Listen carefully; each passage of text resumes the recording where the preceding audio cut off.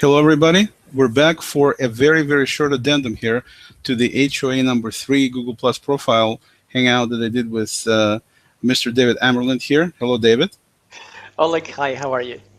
Pretty good, thank you. So basically, David tells me that he's pretty tired right now. It's now sometime at night, as usual, in the UK, and or no, in Greece. I'm sorry, in Greece. And here I went and got a haircut just specifically so I can look decent for this hangout. And he tells me we only have a couple of minutes. But seriously, it's an unfair world, right? Exactly.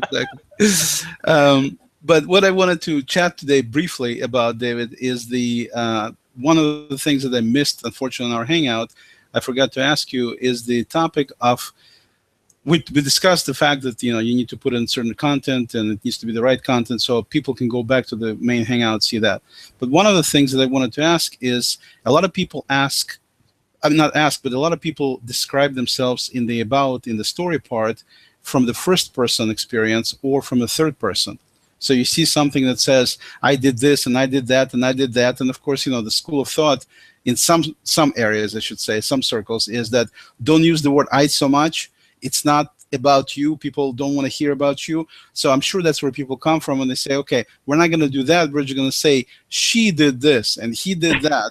And so some people do it from that standpoint. So I wanted to ask you, obviously it's a subjective thing. Some people feel one way, some people another. But I wanted to ask you, what is your professional opinion about what's best to do in terms of just best case scenario?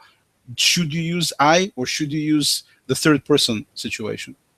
Well, okay, this is an excellent question, and let's ask it in a different way. What is the G Plus profile there to do? Obviously, it's there to communicate certain things about you, but it's not just the what, it's also the how, because we're trying to flesh out a person behind a persona, the person behind the picture. And in that regard, there has to be a human connection. Now, obviously, if you use third person, you're creating a distance because you're writing about yourself in a dissociative manner, which is a little bit creepy when you come to think about it. So it creates an initial barrier that's very hard to overcome because it's like, you're doing your own PR stuff and that doesn't stick. So then we go to the first person because first person is more immediate, it's warmer, certainly, and it feels more authentic because it's coming from you. The danger there, as you mentioned, is to fall into the trap of saying I this and I that and I that. So by the time you get to the third paragraph starting like this, it sounds like you're bragging. So really, this is where the hard work comes in because you have to put everything down and then actually start working on it a little bit, so you don't get into the I did this and then I did that and yes, I'm so great and this is not what we're actually trying to do. So you're trying to describe a little bit about yourself in as soft a manner as possible. And the best way I can actually guide somebody through this is to say, how would you introduce yourself in a social context for the first time? There's always a degree of awkwardness involved because you don't always know who you're talking to.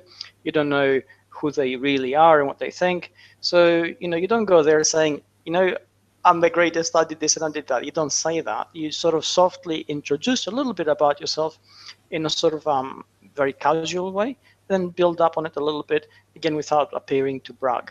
And that's the best guideline. Approach it in the same way. The context is the same. People will go to your profile from all over the world. You don't know what their backgrounds are or what their experiences are or how good or how knowledgeable they are or how well they know a particular subject. Okay, so that's that. Okay, go ahead. I'm sorry. No, I was going to say that's fine. So it's that approach that you need to take. Gotcha. So that's from a personal and kind of professional point of view. Is there any thinking in the same on the same topic in terms of semantic search? Does it make any difference for semantic search how you describe that particular area? Well, from the content point of view, no. But okay. and here comes the dilemma.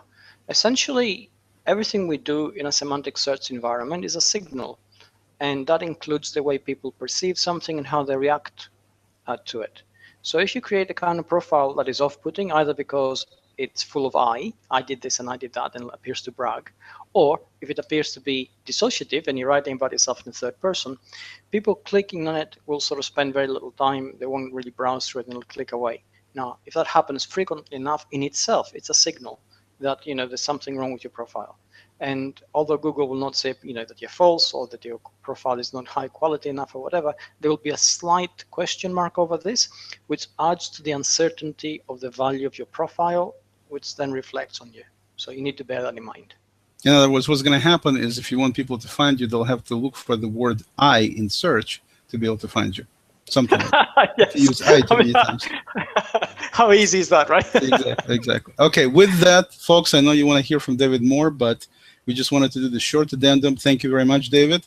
And we're going to be scheduling number 4 for step number 4 shortly. So definitely pay attention to the SEO help community and to the, I'll announce it obviously on PCS page as well. And David will announce it. So it's coming, the next step. And one final thing, like a little extra little nugget for the folks, David, any date on the release of your new book? Yes, it's going to be coming out in September. I have a final date on this now. Okay. As we get through July, I will know the exact release date. Okay, but it's September of this year, and then can we possibly know the name if it's allowed? Or not? Not at the moment. Not at the moment. Okay, so folks, there you go. First time you heard it here. There is a new book coming out in September from David. Get your checkbooks ready. And we will be back in touch soon with the announcement of the 4th HOA. Thank you. David, thank you very much. Take care. Bye-bye.